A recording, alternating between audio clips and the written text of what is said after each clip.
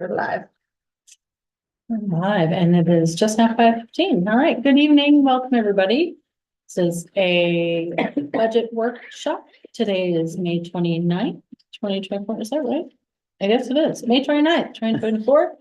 It's 5:15 p.m.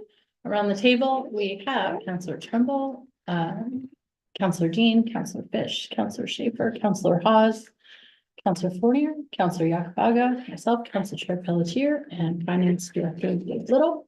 And tonight we are starting with enterprise funds, review of capital and budget changes. So like we did last week for the city side, this is a quick review of the capital requests from the enterprise funds. It'll look like some huge numbers, but none of these projects impact the citizens or the mill rate or the taxes. The bulk of it is paid by usually grant money or the fees or charges that the enterprise funds charge out to the users of those funds. They're essentially self-sufficient little businesses. So the airport, the wastewater treatment plant, the first couple of pages that we're looking at is all of the projects that are being recommended for approval. In total, it's just under $32,800,000. Of that, over half, more than 25 million is covered with grants that we receive for various projects. Of course, the largest one is our runway project for 23 million. So this is all built into the initial proposed budget that we talked about earlier in the reviews of the individual funds. Happy to answer any questions, but my guess is that there may not be any on this particular piece.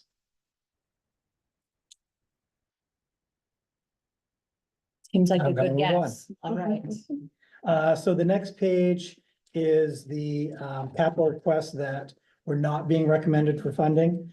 The airport was a $3 million project for the boarding bridge and reconfiguring the TSA checkpoint. That was not included in the proposed budget. We're hoping to include that in an upcoming PFC application.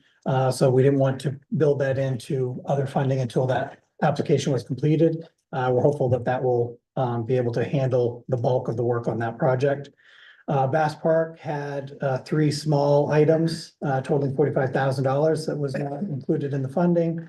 And the parking fund, we did not fund $80,000 to go into the maintenance reserves.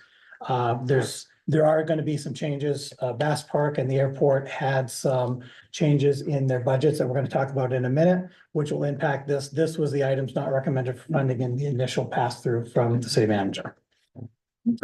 On the next page is the only new program request from the enterprise funds, which was a human resource officer for the airport. Again, initially in the proposed budget, that was not funded because it was a new program. The change that we're going to see from the airport in just a minute does include that position and how it will be funded, assuming that you give an okay with that position. Then their budget change will impact that and show that in their position. It is sort of a conjunction. It was recommended by the HR office. Because of the size of the airport, the HR needs there, it seemed helpful to have a human resource officer on site. Again, it would be funded by the airport, so it does not impact the mill rate if the position is funded. So barring any questions, we'll take a look at the airport's new proposed budget. They did have some changes. Part of it was the human resource position. And there were some increases they took another look at rental revenue, interest earnings, as well as parking revenue to offset some of those costs. The biggest thing for the airport change is that it came to their attention that there's some additional design and projects for both the terminal connector project and the runway rehab design that will not be funded by the grants. That's an extra $850,000. So the use of the fund balance increased to offset those two costs. Unfortunately, those will not be covered by the grant money. So overall, the budget change that the airport made is $940,000, both on their expenditure revenue side. So it still is a flat budget. And again, those changes would not be supported by any property tax dollars. And they have available funding to cover those charges. Is there any questions? Jose is here from the airport. If there's any additional, and Jody's here from the airport. If there's any questions specifically? Counselor Tremble. Well, the last two items, those are one-time items, but this position, the new position, that's ongoing. How are we funding the new position? So what they'll do is they'll fit that into their normal operating budget going forward. They took a look at some the revenues and stuff for this year to be able to offset the costs. This year, those, again, assuming that our rental revenues and our interest revenues continue to increase, that money will be available to pay that. They'll factor it into ongoing budgets that may impact projects that, you know, may or may not get done going forward, just like with any operating budget as costs an increase. Just to follow up, so how many people are at the, I think the airport probably does need a full-time HR person, but to go from 0 to 90,000, I mean, we can't do a half-time position, or it can't be added at City Hall and then pay the City Hall one, or? It's Well, right outside. they're still gonna be, I mean, they'll still answer to the HR department. Right, They'll but still they'll be- report to Courtney, They'll be at the, but they'll be, Yeah. they'll be That's a you know, full-time stationed at position. the HR how many employees are at the airport? airport. 132. 132. Yeah, so how we've made it without one? It's at times the HR staff that is here in the building have spent sometimes entire days, if not Right, multiple days okay. at the airport. There's a lot of different departments and areas out there that have needed some, you know, additional assistance from HR. Ideally, I guess that will be looked at in the future, but I'm thankfully, I was eyeballing when she was gonna come up. Sorry. Yeah, sorry. Courtney O'Donnell, Assistant City Manager and HR Director for the City of Bangor. Yes, I assume you're talking about the HRO position. Yes, Yes, so we currently have a staff of 2 HROs. I oversee them, but you all know that I have lots to juggle. So they deal with everything from investigations to benefits administration, just ordinary day-to-day, sort of conflict resolution, things of that nature. And I would argue that the standard is around 150 to 200 employees per HRO. And with over 600 employees, we are just running constantly. And this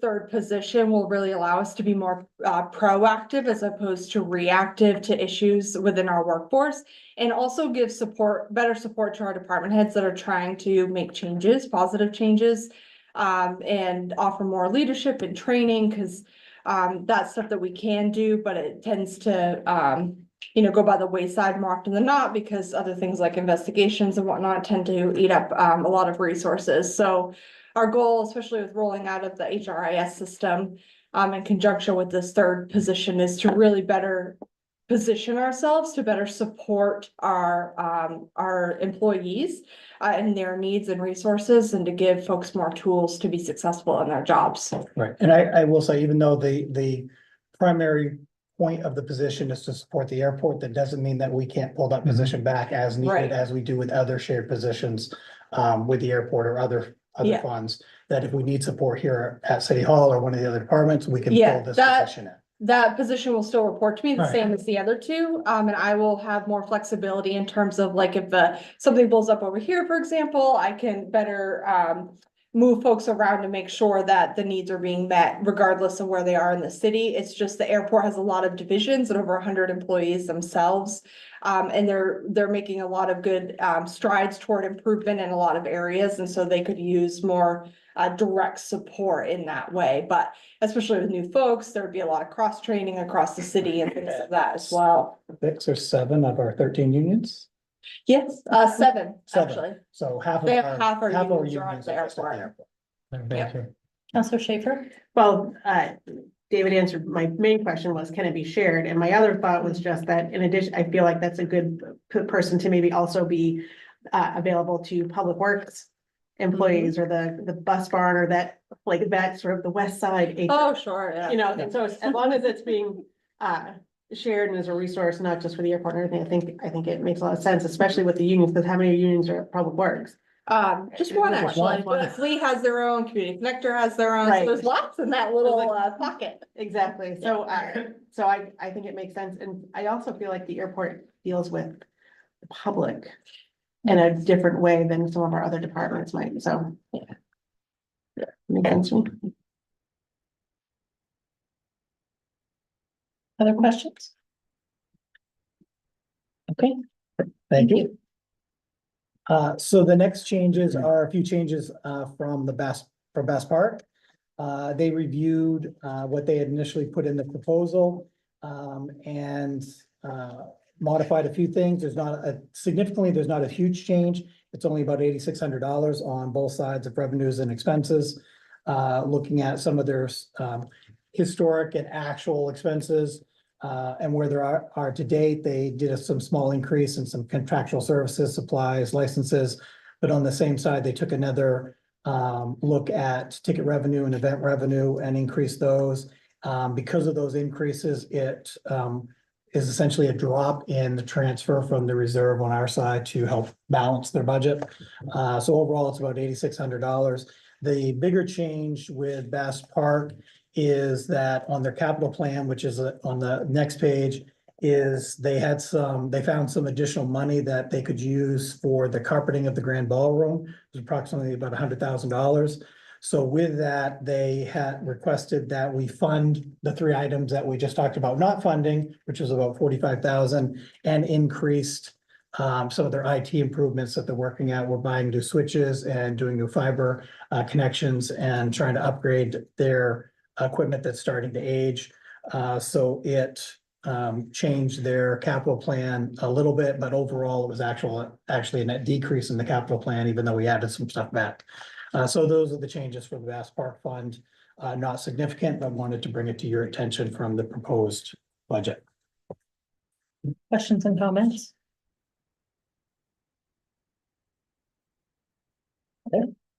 So next I will invite the assessor Phil Drew up to update you on where we are with valuation.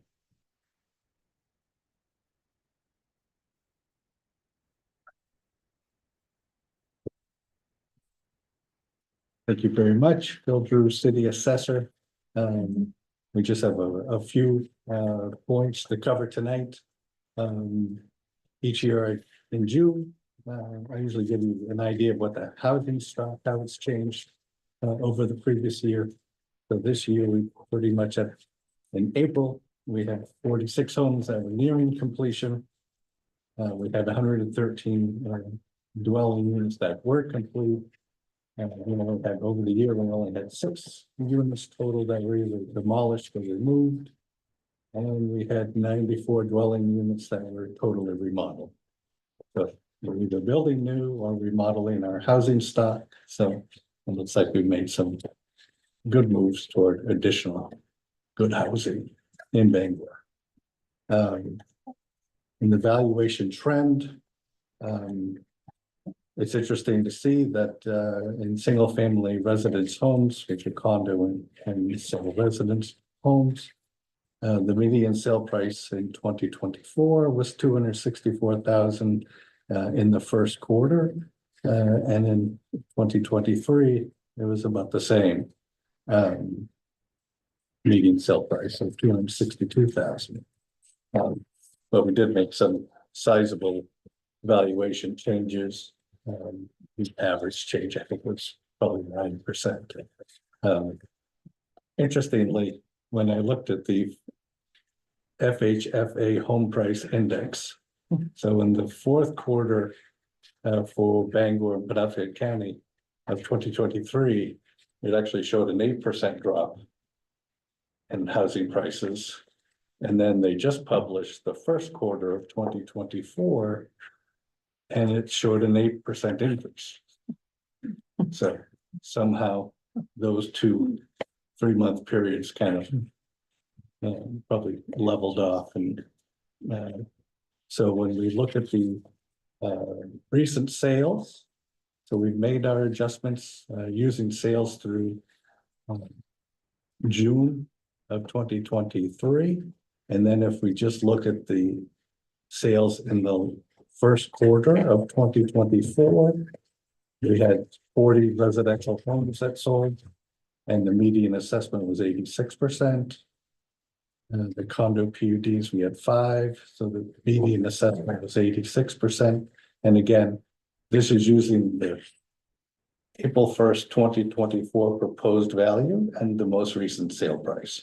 So we're kind of comparing apples with apples with the adjustments that we made, and we can see that there was even more interest and strong demand for multifamily. There were 16 homes and their ratio was 77%. So they're the only one in the grouping that's really not in the mid-80s. So it looks like there's pretty good equity across the city with the proposed adjustments that we have made versus the current market activity. And the total change in value in real property for real estate. So I was here with you folks in January, and we ended up having the market-based adjustments to the assessments of just about 352 million. And our new construction ended up being about 35.5 million. So the value of the city grew by 388 million, which is just about 12.1%. Probably one of the largest changes over the last 10 years in the value of the city. And then personal property declarations that we've processed through May 24th, last Friday, resulted in the following values, which are still preliminary as additional processing needs to be completed. And I hope that nobody makes any adjustments to their filings. But we had the total taxable personal property. So really, it went from 197 of taxable property to 194 million. So just a slight decrease, not very significant. And then the total Betty exemption, the exemption that we're at the local level and the state reimburses us about 54% of the tax that we would have collected. That one did decrease from roughly 150 million to 126 million dollars. And we will continue to process the declarations that we have on file, but this would be the best information for real and personal property as of last Friday.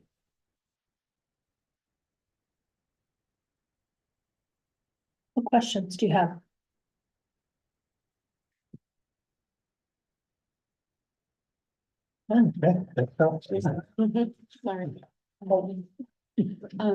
It's interesting that we had a decline in the number of units for Bangor.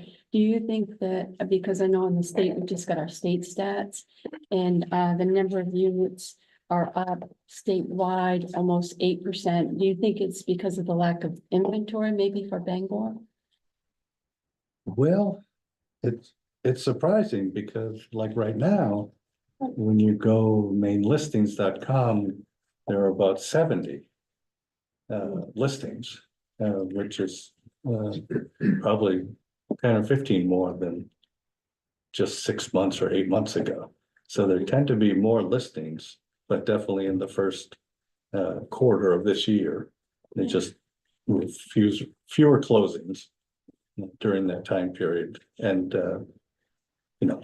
and these would be the arm's length transactions that we would consider. Probably catch up this quarter. Maybe you. like that.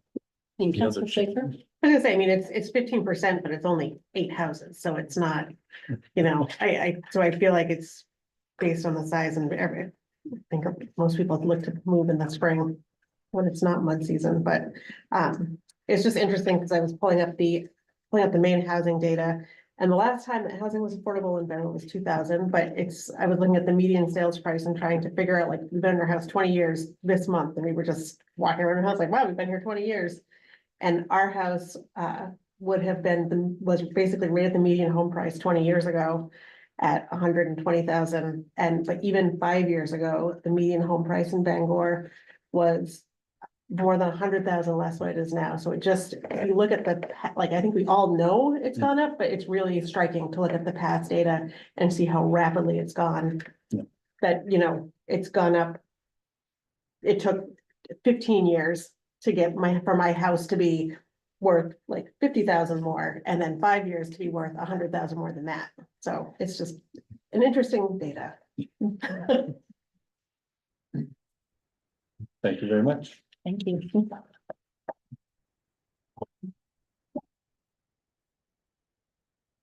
So I'm passing around an updated tax rate calculation form. Yeah. Would you like them?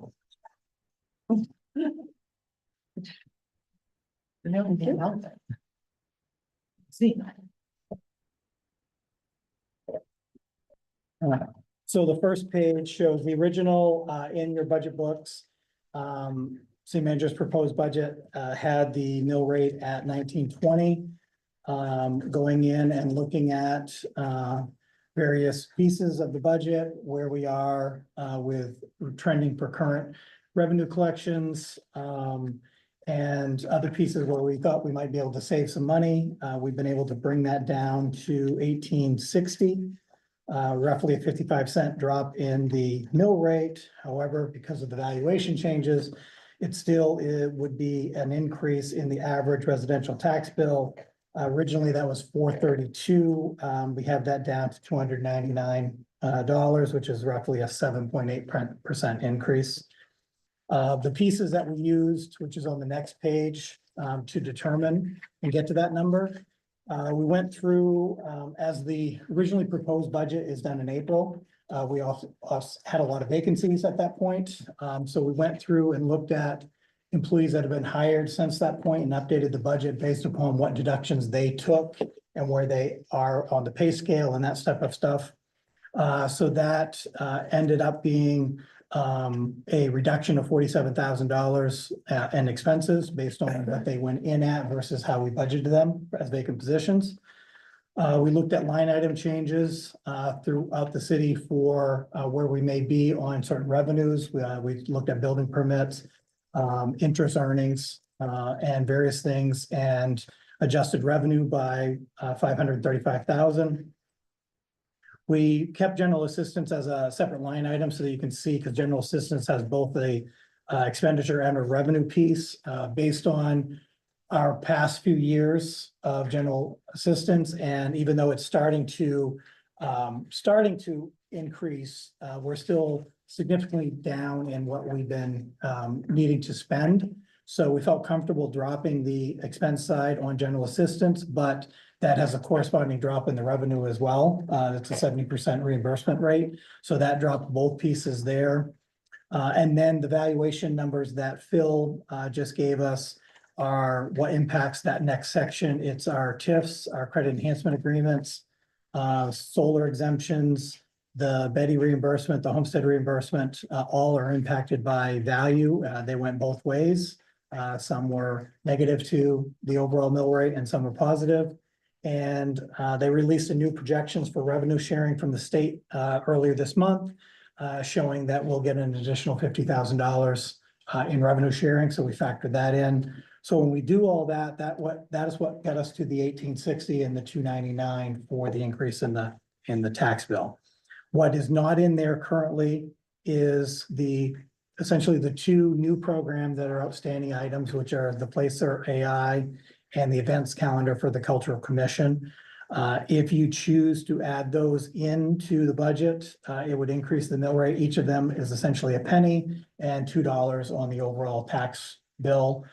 So if you do both, obviously 2 cents and $4 to the mill rate. The other item that's outstanding is, of course, the downtown service provider. That is not factored in anywhere on here at the moment. What we're still awaiting clarification from the DECD as to whether or not that would qualify for the TIF.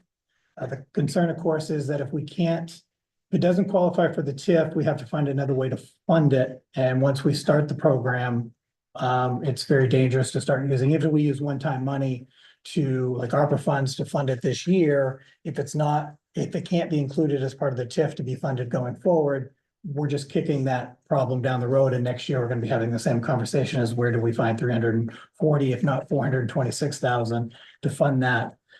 Without increasing the downtown assessment, which at this point, it's a little, it's, all of the meetings have been had telling them what the increase is going to be, so it seems like if we're going to increase the downtown assessment again, it really should be next year. But as we mentioned at one of the previous meetings, in order to fund this program completely, the downtown assessment would have to be around $1.55 to $1.60, $1.55 to $1.60 versus the 65 cents that it is now. So it would have to essentially go up $1. So the concern is not to include that in the budget until we know for sure whether it can be funded through the downtown TIF going forward. We're hoping to have that this week, I believe, and they said that they could get back to us. So if that comes in, it can be included in the TIF, then that can be a discussion at one of our later meetings as to how we would fund that with for this year and then include it in the TIF for next year. And the other two items or the two positions, one a community connector for a dispatcher and for in the finance department for a network database analyst. The dispatcher, we're not recommending for funding. There is some potential grant money from the state that will be coming. We do get an allotment from the state. The anticipation is that is going to be increased, and we're going to use that increase. We'll look at using that increase to fund that position once we have a definite amount of what's coming in. And for the finance department, I've talked with our IT director. We'll review all of our staffing needs over the next year. We have a lot of new people. So we're going to sort of determine what our needs are, where our weaknesses are, and probably bring something back next year as far as positions go or what we need to make sure that our systems are secure and being operated properly. So that's where we are for right now. I guess what's outstanding is whether or not the council wants to move forward with funding the two outstanding items of Placer AI and the events calendar, knowing the impact on the budget.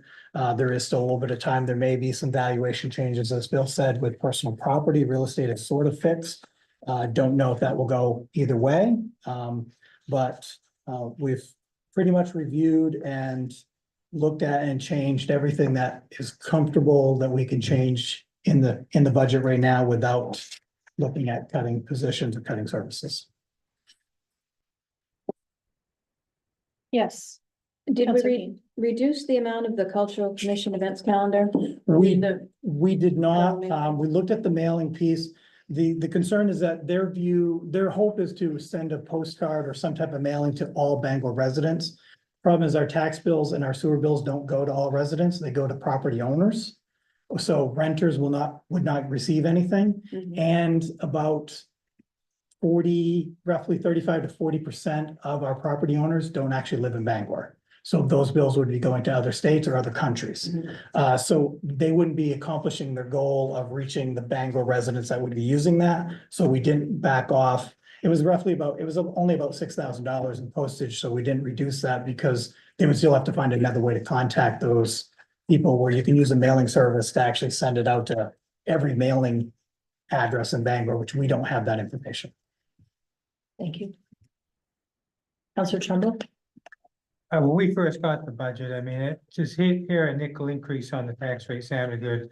But when you looked at the numbers and that the average property taxpayer, and this is the average property taxpayer, was gonna see a $430 increase in the tax bill, I wasn't comfortable with that.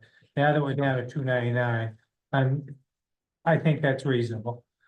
So both of these programs are small. They're they're good I'm sure they're good programs, but I'm not gonna support any new programs this year. Other comments?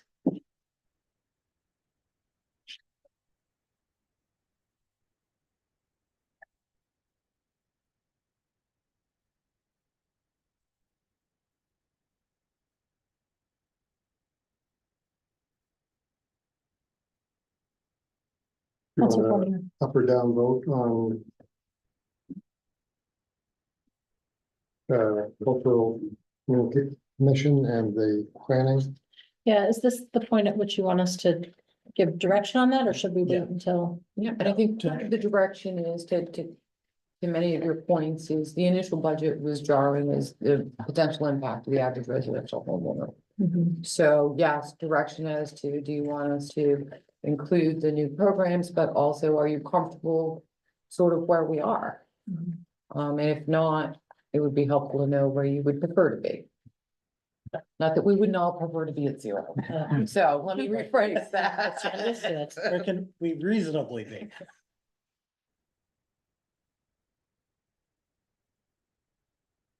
Councilor Dean. The current increase is pretty much just keeping everything status quo. It is, so this We really don't maintains- have anything major in there. No, this maintains the current level of service within the community. Mm. It does not increase the level of services, it does not expand the services offered, nor does it contract the level of service we're providing.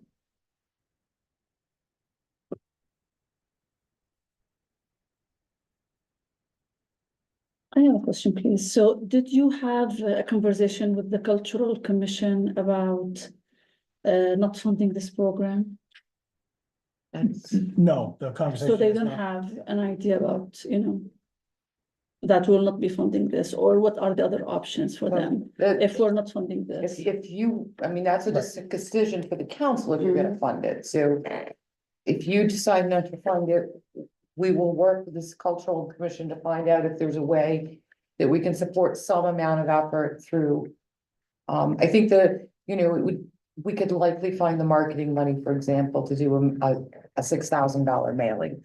I think it becomes difficult for us to find the $25,000 for the. Was it the newspaper? Yeah, it was the newspaper. It was the newspaper. I think that's kind of. I think we could work with Ann to find some marketing money to do the direct mailings to support the cultural commission, but I don't think we can, within existing resources, find the 25. Makes sense. Well, Councilor. no, I was very supportive. I think it's a great idea, but I think they need to be made more creative in finding somebody to sponsor it. And again, I think the city could be, there's no reason, I don't think that the airport couldn't have a sponsorship on either the thing in the newspaper or the mailing. So I think there's ways we could help them, not through directly through the budget. Councilor Schaefer. I wasn't here last week, but I feel like, didn't this originally originate as something to take over from the visitors? The CVB or did that, am I misremembering? So I think there was some conversation initially about with the loss of the CVB, there was sort of no push for how to share information that individuals would be interested in. It's kind of taken a couple of twists. There's an online calendar, Bangor Sevens, I think, that does some listing of opportunities.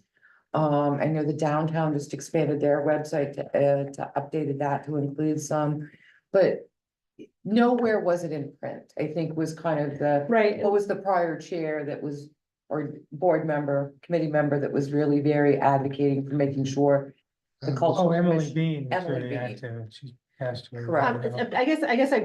But I feel like there had been some historical talk that we used to give money to the CVB and taking that money and putting it into this publication. No, So Did that- that came up last week. So remember that the city council actually authorized a contract with Bangor Chamber of Commerce to do the tourism push, Okay, and that's at $4,000 a month. okay, great. Yeah. I then following up with Dan, I mean, I think if you could get people to that, people want people to go to their event, so if we can get some sponsorship opportunities and help facilitate that, I think that's great, but I just want some clarification on that, but I like the idea of getting sponsored events. See mostly nodding heads. Is there someone who disagrees with that approach? Now's the time. Councilor Fish. I just think that, hard print isn't very effective, and I don't know how effective direct mailing. I know I get postcards and I don't even look at them. And I just wondered also if we couldn't just come up with something more creative to help them. Maybe even, with their events, through collaboration with the chamber or other opportunities that would be available, but $33,000, I just don't know how effective in the end, the things that they want to apply that for, how helpful that would be.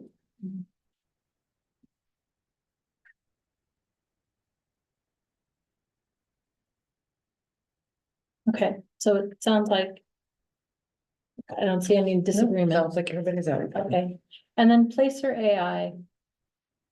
That, if I recall, was the sort of app that allows you to see where people are coming from and where they're going, is Yes. that right? Yes. Okay.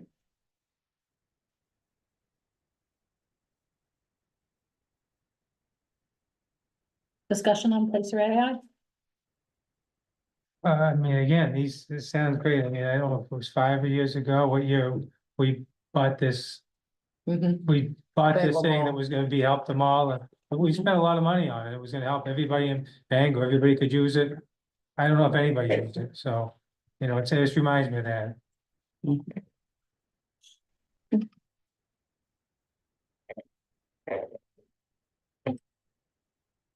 Any other questions or comments on that program?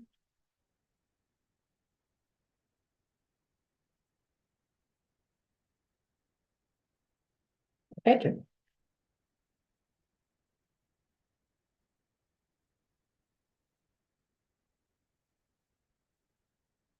What other direction do you need from us tonight? So I guess to me, are we, Right. are we somewhat okay with 1860? Becomes the issue.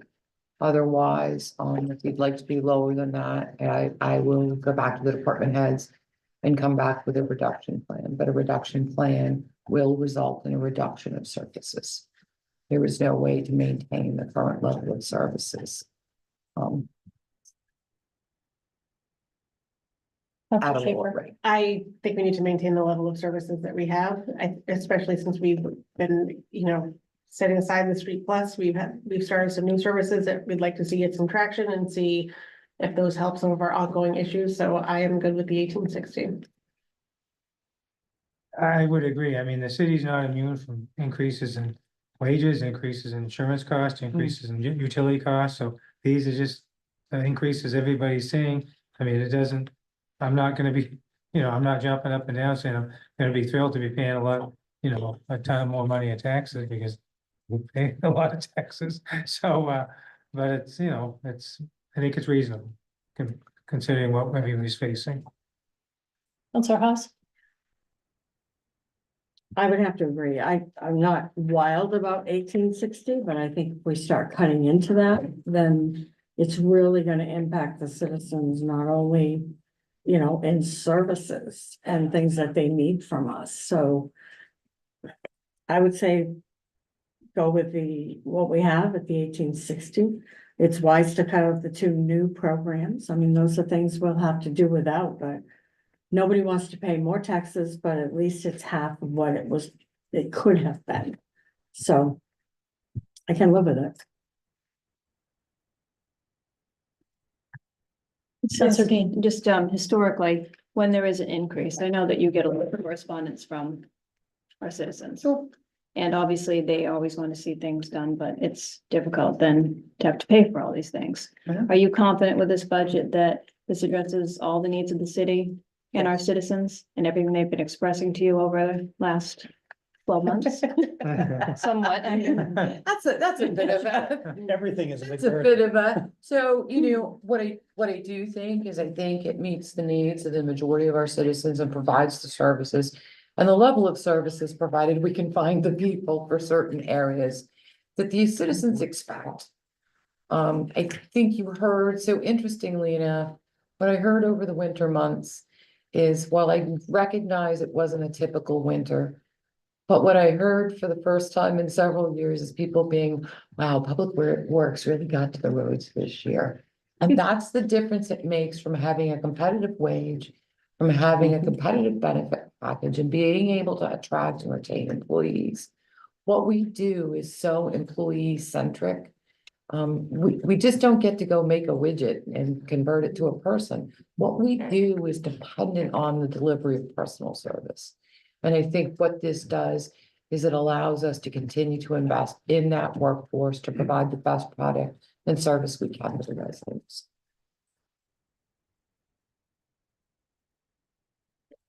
Because nobody's ever happy. Not everybody's always happy. You can't make everybody happy, but I think for the vast majority, this is this is the service our residents expect. Other questions or comments?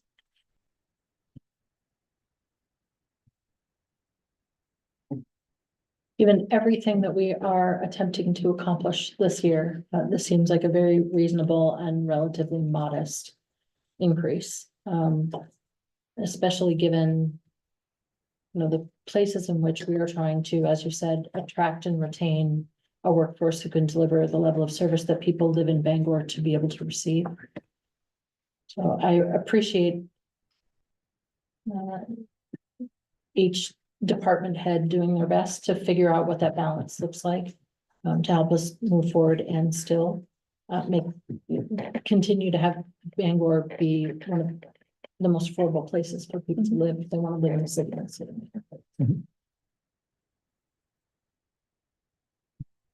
And to Dave's point, we'll continue to work with Phil, to keep in mind that the budget does not get finally adopted until June 24th. So I figure we'll forego next week's budget meeting. Because at this point, we don't really have new information. We'll see what comes in. For anything that may impact the budget, and then we'll schedule one for the first reading of the manager's budget will go on the 10th. So we'll schedule a budget meeting on the 12th, just in case we have. About the 10th, about the 10th 10th? pre-meeting. About a 10th, pre, yeah, how we about, can do that. how about a workshop on the 10th? Okay, we can do that. And then that way we can update you with any changes that could potentially impact Correct. this as the final budget. And even the following week, if for some reason dollars Right. fell from the sky, we would still have the opportunity to come back and update you and amend it, and we will continue our commitment right up until the date the budget is passed. And to Councilor Fournier's point about, I think Councilor Fournier is your finance committee member, talks about interest earnings. Yeah. A lot of that revenue is interest earnings. Yes, I'm in discussions with the bank. Okay, so. This is a Once conservative. that, Yeah. yes. This is what we built in a conservative rate. I should have known more information. We but I should didn't. know a real. We asked for the floor. We said we Yeah. just need to know what the floor is for the conversation today. So there's an opportunity for that to increase. And to David's point as well, I would expect to hear from DECD by the end of this week. But I can also see where the holiday, it may fall into the beginning of next week. I've remained in contact with DDP. They have gone back and asked for a revised proposal based on the downtown beat officer being on duty now. So they have gotten an initial reduction based on the number of hours they're gonna be looking at. There's some additional questions that they're following up on. You may recall that when they, on the 15th, when we did their budget and their programs, that they had proposed funding a portion of the police department, the police position. That is something that they had historically done. It would be my recommendation, and your budget does not include it, is that those funds be used towards a third-party service provider in lieu of providing them to the city. I think it was a wonderful gesture for the DVP to offer that up, as it was the longstanding practice. But I think where we are today, it's our municipal duty to add additional service, especially to address a very dense area with a concentration of potential conflicts.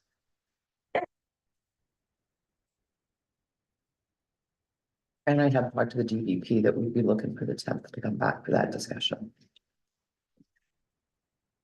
So for the benefit of our new counselors, the process from here on out is,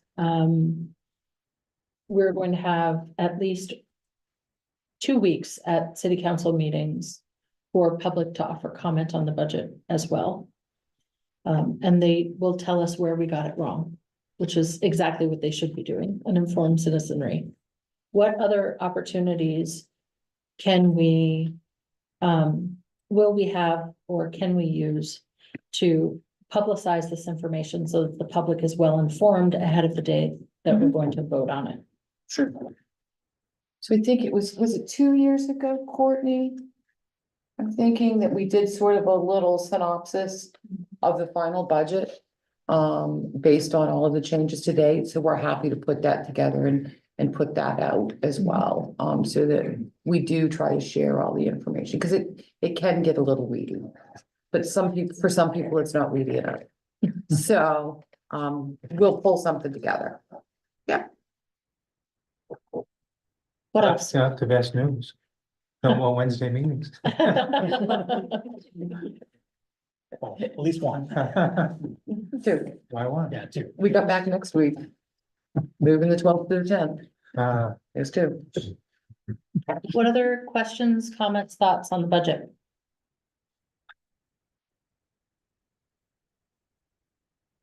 Okay. That was it on the agenda.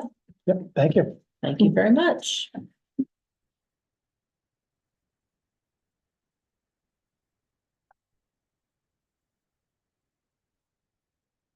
All right, we are on to city manager updates. Yes. It's hard to tell on some of these workshop nights how much time we may or may not need, so looks like we're gonna get through things fairly early this evening. So I just wanted to provide a couple of updates. So, as it relates to legislative changes, there was no additional funding to municipalities for general assistance this season. The reimbursement remains at 70%. There were changes implemented that limit over assisting to individuals or households that are in hotels. It limits it to a 30-day period and a 12-month span. We do currently have 8 households within the city that we are assisting through GA, that we are exceeding maximums. This law doesn't take effect until August, so we're working through a transition plan to make sure that individuals remain housed.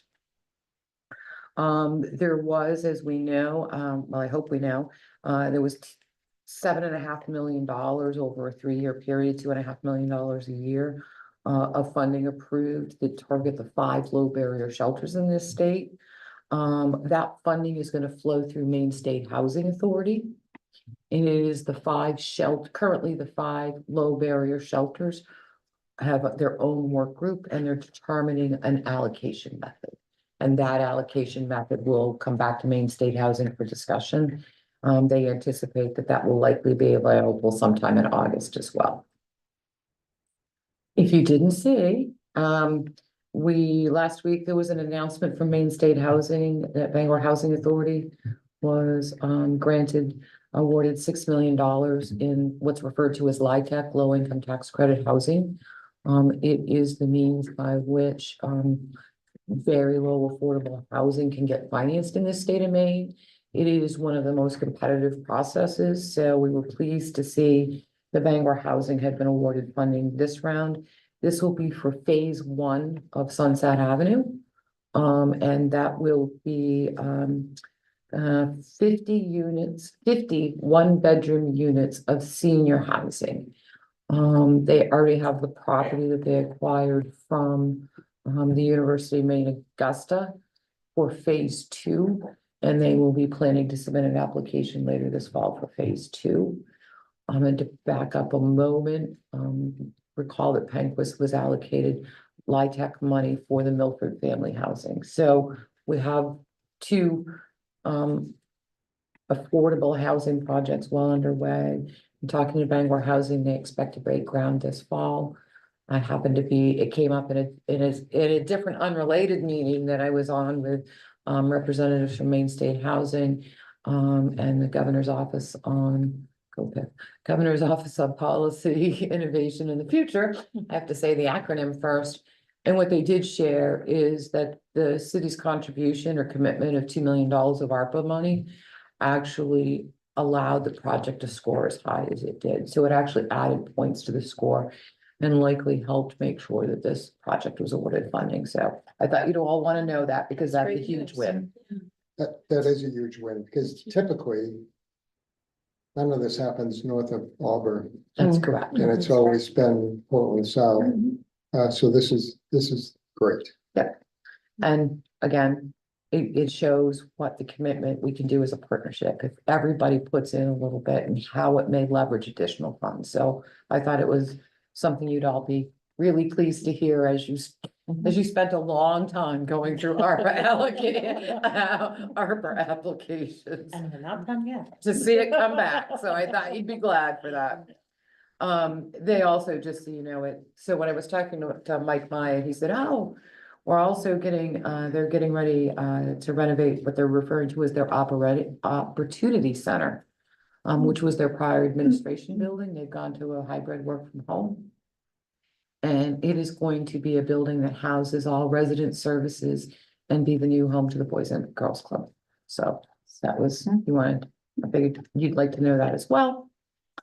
The public restrooms, we actually anticipate that the first units will be placed next week. We will start at, I know, That's fast. well, they can building, we've done, we promise. So they will have to go through a dig save to get the concrete poured and all of that, but we will begin at Broad Street, followed by Cascade Park. Those will be the first two.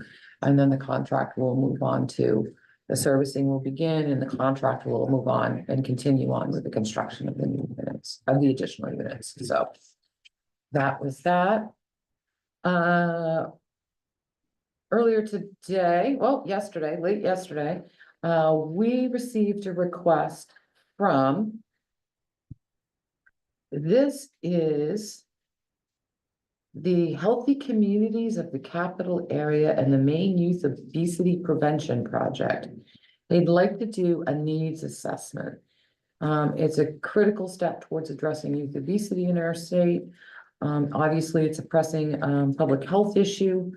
It will develop a needs assessment aimed to identify and understand the specific needs of our communities, specifically among subpopulations of youth, which is essential for developing effective targeted prevention strategies. So this data would be available to our public health and we would like to use it to augment it. So they are applying for a grant and they've asked us for a letter of support. These are two third parties. There's nothing that the city needs to participate in, but we would have access to the data, which would be really great for us. So assuming that nobody has any issues, and we'll sign the letter of support and get it out. Any opposition? None. I just had a question about the data collection. So where would this take place? Would it be schools or? Oh, we No, don't you're know. in the weeds with me. I have no Oh, idea. This was okay. just this, I got this at 3 o'clock this afternoon, so. Fair. And that's the end of what I had. Wow. Questions for the city manager? I will be going to executive session 1 MRSA 4056E, consultation with city solicitor. There you go. Second. We have a motion and a second. How about Councillor Trumbull, Yes. Councillor Dean, Yes. Councillor Fitch? Yes. Councillor Schaefer? Yes. Councillor Hawes? Yes. Councillor Konya? Yeah. Councillor Yakubaga? Yes.